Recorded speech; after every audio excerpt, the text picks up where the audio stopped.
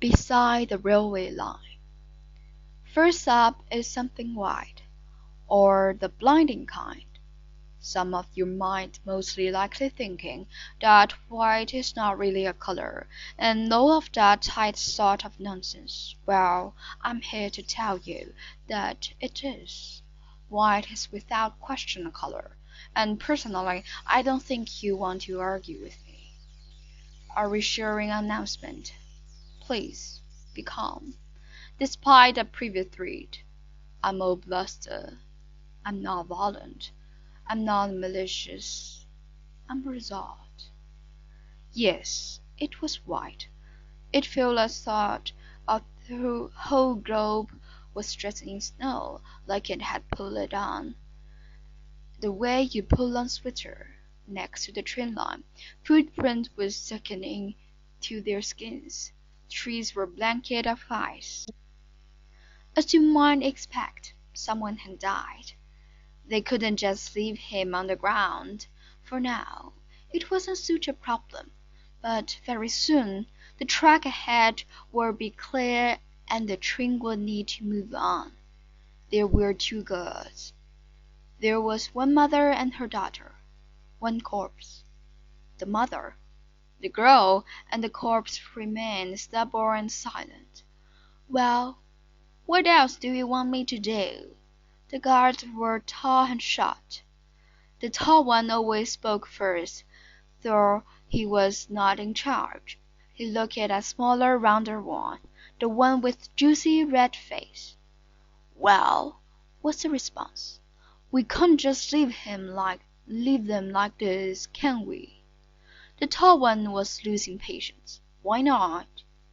The smaller one damn near exploded. He looked up at the tall one, chanced, and cried, "Spin it, dude! Are you stupid?"